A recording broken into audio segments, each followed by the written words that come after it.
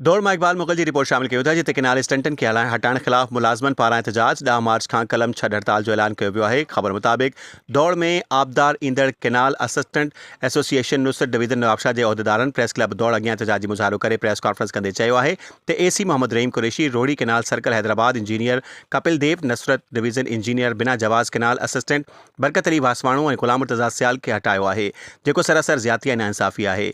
हिननि चयो आहे त एसी इंजीनियर जी नाइंसाफ़ियनि ख़िलाफ़ 10 मार्च 2026 खां 14 मार्च 2026 ताईं कलम छॾ हड़ताल कई वेंदी। अॻवाननि ख़बरदार कयो त जेकॾहिं हड़ताल दौरान बि संदन जाइज़ मुतालबा तस्लीम न कया विया त 16 मार्च 2026 ते रोड़ी केनाल सर्कल हैदराबाद जे समूरनि उहिदेदारनि जी गॾिजाणी छॾाई वेंदी ऐं मुतफ़िक़ा तौर ते पूरी सर्कल में कलम छॾ हड़ताल जो ऐलान कयो वेंदो।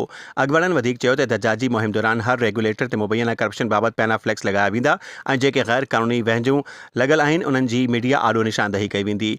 हिननि इल्ज़ाम लॻायो त हर वाटर कोर्स ते फ़ी इंच जो रेट मुक़ररु कयो वियो आहे जंहिंजा सबूत पिणु साम्हूं आंदा वेंदा। अॻवाननि चयो त नेब ऐं एंटी करप्शन इदारनि खे बि दरख़्वास्तूं ॾिनियूं वेंदियूं ऐं इरीगेशन खाते ॾे सालियाने अरबें रुपए जी बजट जो बि हिसाब वरितो वेंदो।